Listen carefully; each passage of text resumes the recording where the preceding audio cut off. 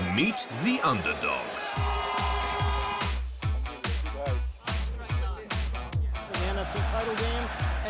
When the odds are completely stacked against you and the sporting world thinks you're doomed, the underdog is the unlikely hero who turns naysayers into nincompoops and makes bookmakers go bankrupt. Whether it be an individual who reveals a heart of a champion or a team that finds unexpected glory as a group, an underdog story is always something special, motivating the seemingly mediocre to never ever give up. He is very powerful. In a game of favorites, underdogs give new perspective to the truth.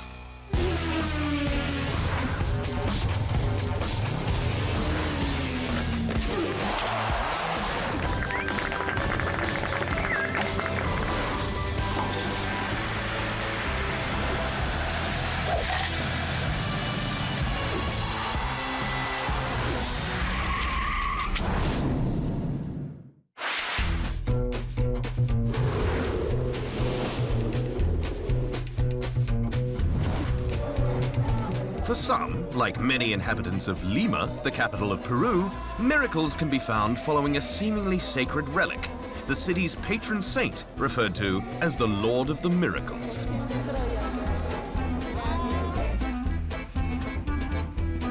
For others, like pilgrims climbing a vertical edge just outside Podgorica, the capital of Montenegro, they find the power of miracles in the monastery of Ostrog, 900 meters above sea level. Many Olympians have recognized miracles in their own sporting achievements, like former pro boxer Oscar de la Hoya. My miracle would have to be winning the Olympic gold medal in 1992. My mother had passed away 4 months prior to Barcelona in '92, and I was giving up. I gave up in life, I gave up in boxing, I gave up my dreams. But one day I just heard this voice. I heard this voice and that told me you have to go out there and do it. And thanks to the exploits of a group of unassuming Olympic athletes led by coach Herb Brooks at the 1980 Winter Games, American hockey fans believe in miracles too. Once again, the U.S. hockey team has provided an unexpected thrill. They weren't supposed to win a medal at these Olympic Games, but they'll go home with the gold. Team USA went from underdogs to Olympic heroes after defeating the giant Soviets in the semis and clinching gold against Finland in the final. The astonishing achievement is known in Olympic folklore as the miracle on ice. This team was special for a lot of reasons. Our coach and the players really figured out how to win collectively and be part of something bigger than ourselves. We went to Lake Placid to hopefully win a medal, and as it turned out, it was a gold medal.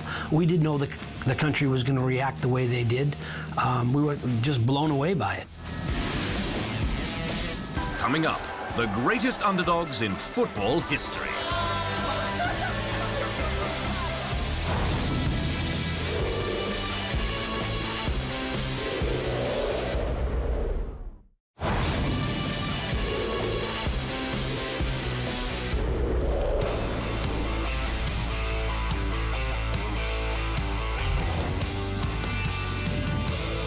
When it comes to winning league titles in European football, the usual suspects seem to come out on top. In Spain, it's usually a battle between Barcelona and Real Madrid, with Atletico popping their head in of late to say hello. In Germany, nobody's saying hello. It's Bayern Munich or bust. Italy shares a similar scenario, as it seems no team can beat old lady Juventus. While in Portugal, only 2 teams since 1946 have broken the title stranglehold of the Big Three: Benfica, Porto, and Sporting Lisbona.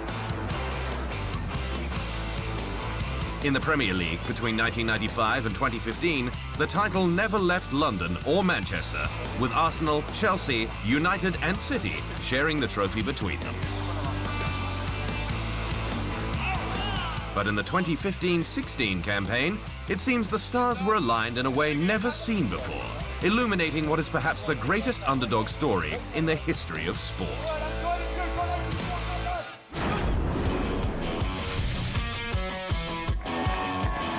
When one thinks of the Leicester City Football Club, the word powerhouse probably isn't the first thing that comes to mind.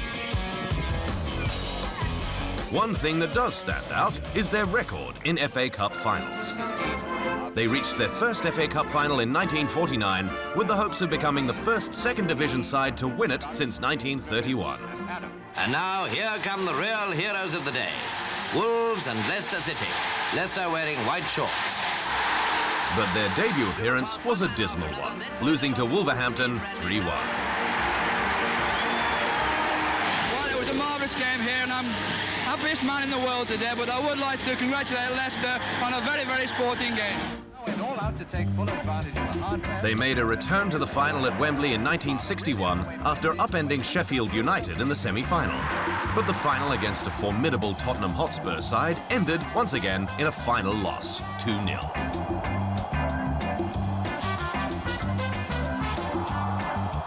In fact, Leicester City would finish runners-up 2 more times, garnering the dubious distinction of being the only team to lose in the FA Cup final 4 times without ever winning one. Hence, when the 2015-16 campaign got underway, the Foxes had no winning pedigree to draw upon, and their goal was simply to stay in the Premier League. Making matters worse, management gave the coaching reins to a journeyman Italian, Claudio Ranieri, who was just coming off a negative 4-month experience with the Greek national team, which included a 1-0 loss to the Faroe Islands in Euro 2016 qualification. Trust in us. Trust in the directors and the owners of the club. But the bookmakers didn't. So sure were they that the team had no chance of coming out on top by the end of the season, they gave them 5,000 to 1 odds. To put that into perspective, the NBA's worst team, the Philadelphia 76ers, was still given 350 to 1 odds to win the NBA title in 2016, while an even more preposterous proposal of Bono becoming the next pope came in at 1,000 to 1 odds. In other words, they didn't stand a chance. But Ranieri believed, and soon his players did too. Leading the way was striker Jamie Vardy, the perpetual sprinter who went from earning £30 a week for a team in the 7th Division in 2007 to setting a Premier League record by scoring in 11 consecutive matches in a season that was starting to turn heavily in their favour. I hope this record I can say, keep on for a long time. And we are very, very proud about this record because everybody, his teammates, help him to achieve. And just before Christmas, the club would celebrate the festive season by defeating Everton 3-2 at Goodison Park, moving into top spot on the ladder, or exactly the opposite position of where they were 12 months prior. Suddenly, the "im" came off the impossible, and the sporting world got caught up in the excitement. With all the success that Leicester City's had this season in the Premier League, I want to let you know you got a lot of Patriot fans supporting you as well. Even the most remote sports fans started taking notice. For goalkeeper Kasper Schmeichel, I would sprinkle holy water on his hands, making sure that he would be super safe. For striker Jamie Vardy, I would sprinkle holy water on his legs. I did all this to show them that I gave them my support. The football financial elite took notice too, because Leicester City's 2015-16 squad cost a transfer total of £52.8 million, or nearly 8 times less than Manchester City. They were also dwarfed by Manchester United, Chelsea, Liverpool, and all but 3 other teams. The attention from the outside world is obviously a little bit higher now because of it being the Premier League, but being top of the league is something we tried for a while in the Championship, so it's sort of the same sort of feeling in the dressing room at the moment. The Foxes would never relinquish their top position, and the team whose previous best in the First Division was a second place in 1929, who played in the 3rd tier in 2009 before being purchased by a polo-playing Thai billionaire 1 year later, became the game's greatest underdog, winning the Premier League title. is unbelievable. Unbelievable. All the cities here is something special.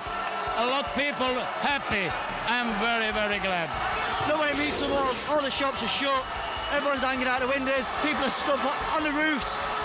Yeah, it's brilliant. What a day. Vardy ended up being Premier League Player of the Season and FWA Footballer of the Year. The cast of outsiders also included Riyad Mahrez, the Algerian winger, voted Premier League Player of the Season by the Professional Footballers Association, goalkeeper Kasper Schmeichel, the son of former Manchester United keeping legend Peter, and of course 2016 Premier League Coach of the Year, Claudio Ranieri. The victory underlined everything good about sport. That it is a platform where even the most improbable dreams can come true.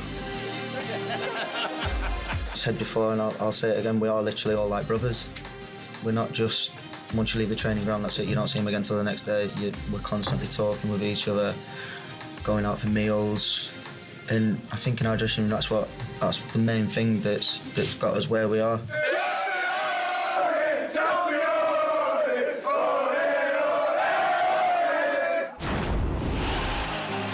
Cinderella story honourable mentions in English football include Sunderland's 1973 FA Cup victory.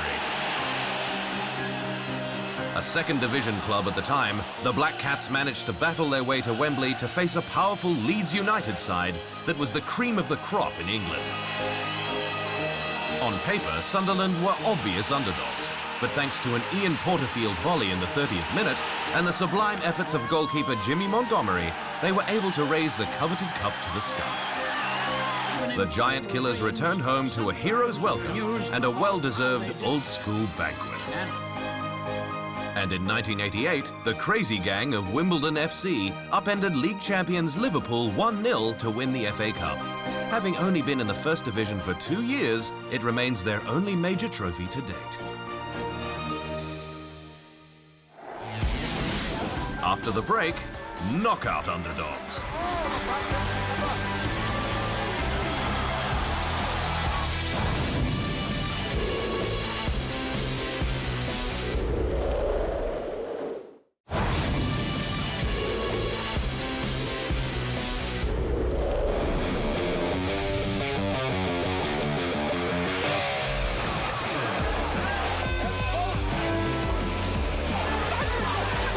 In the world of fight sports, one punch can give you a reputation of being unbeatable.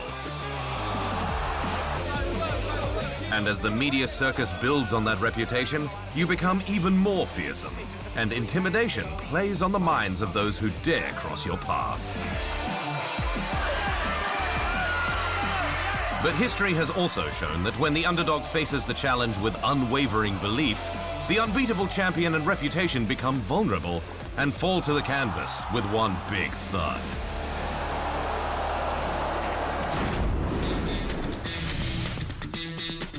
Sonny Liston was Godzilla. He was unbeatable. He was going to reign for 1,000 years. There once was a time when the Big Bear, Arkansas native and former ex-con Sonny Liston, was the most formidable heavyweight boxer in the world, becoming world champion in 1962 by knocking out then-champion Floyd Patterson in the first round. Managed by the mob, Liston was so intimidating and so ferocious that boxing manager Jimmy Wicks quivered. "We don't even want to meet Liston walking down the same street."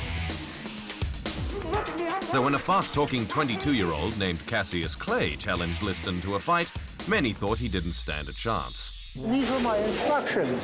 As soon as I got to Miami, rent a car, drive back and forth between the arena where the fight was going to be held and the nearest hospital so that I wouldn't waste any deadline time following Cassius Clay into intensive care. I mean, that's what they thought about the fight. The odds was 7-1, which were prohibitive. And Liston knocked everybody out in the first round.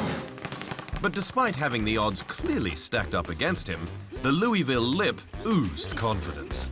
If you like to lose your money, then be a fool and bet on Sonny. But if you want to have a good day, then put it on Clay. The 1960 Olympic light heavyweight gold medalist then followed the gab with a little pre-fight acting. Let's get it home. Want to go there? I won't be there. The crowd ain't big enough yet. House was so scared, he couldn't even walk. Man, I ain't scared. I come to the house at 2 o'clock in the morning looking for it. I ain't scared of nobody. It's gonna be a hard. It's gonna take a good man to whoop me. You can look at me, I'm loaded with confidence. I can't beat me. I had 180 amateur fights, 22 professional fights, and I'm fit as a girl. Clay later admitted, Liston's not afraid of me, but he's afraid of a nut. Clay soon showed Liston and the boxing world that he wasn't a nut at all, but rather one of the greatest boxers of all time. The challenger from Louisville, Kentucky, Cassius Clay.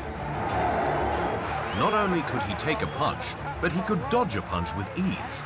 And soon, it was the Kentucky native who was connecting. They might be stopping him. With Liston throwing in the towel before the start of the 7th round, Clay took home the most unexpected of titles. He then changed his name to Muhammad Ali, and the rest is sporting history. Upsets are why we fight the fights and play the games, because you don't know who's going to win.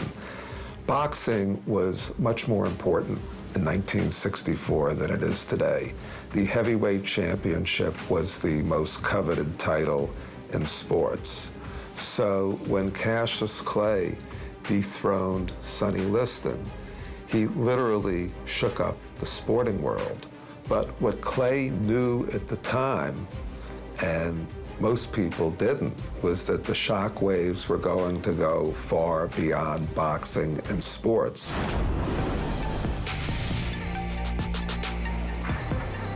But the biggest upset in boxing was seen 36 years later in Tokyo, and perhaps we should have seen it coming.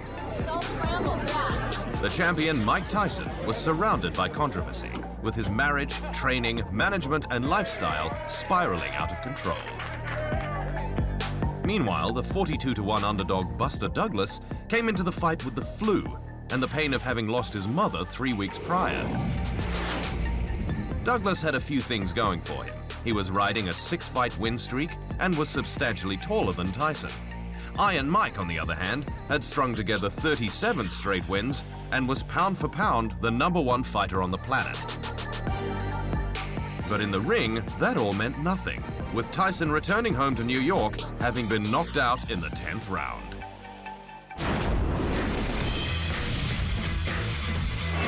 Meanwhile, in mixed martial arts, when lightweight champion Rafael dos Anjos pulled out of his UFC 196 match against superstar Conor McGregor, Dana White and company quickly searched for a worthy replacement. They settled for Nate Diaz, a former lightweight title challenger who took up the challenge with only 11 days' notice. Because of that, the fight took place at welterweight due to lack of time for Diaz to cut weight. Cue the trash talk.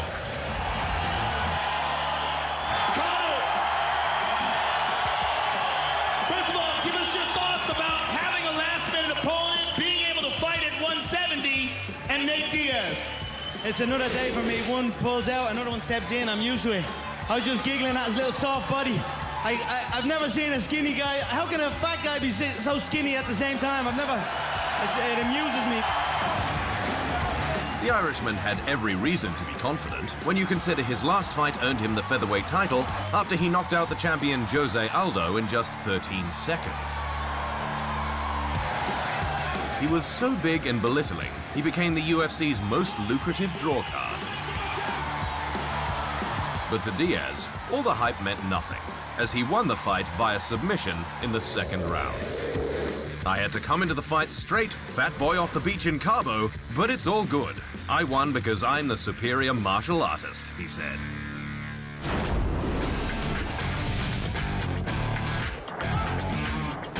The NFL has seen its fair share of underdog stories. Take Eli Manning and the 10-6 New York Giants in Super Bowl 42, who entered the game 12-point underdogs against the undefeated Tom Brady and the New England Patriots, only to squeak out a 17-14 victory. Brady himself was once an underdog, having gone from backup quarterback to leading the Patriots to glory in Super Bowl 36 against the St. Louis Rams, known as the greatest outdoor show on turf. The losing quarterback on that day is one of the biggest underdogs the game has ever seen, Kurt Warner.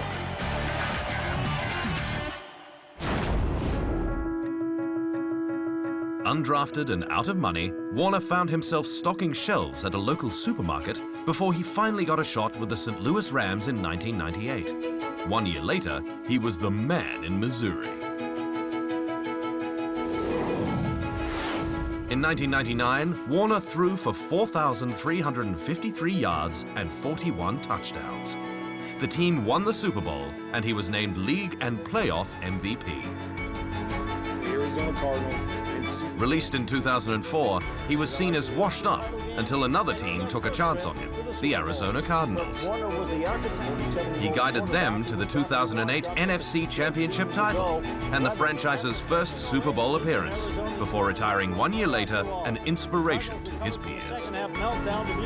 To be able to be a part of a Super Bowl team and to be able to be a part of my second Super Bowl team was probably the one thing that I'll hang on to more than anything else that I accomplished in this game.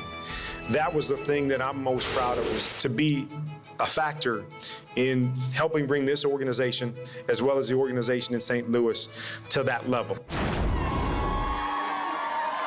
And finally, in 2010, Sandra Bullock won an Academy Award for Best Actress for her role in the sports drama The Blind Side, the story of Michael Oher, who went from homeless as a teenager to a first-round draft pick in the NFL.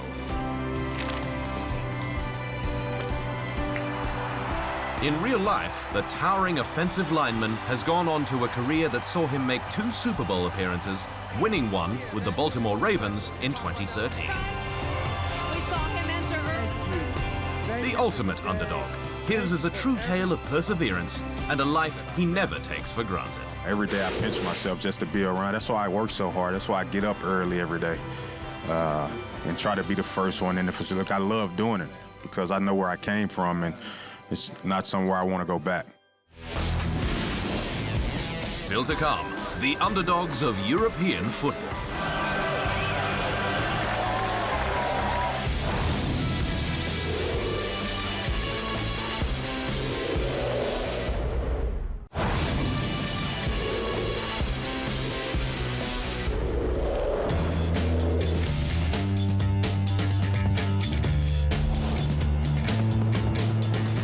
The European Championships are an opportunity for the biggest nations in world football to battle it out for continental bragging rights.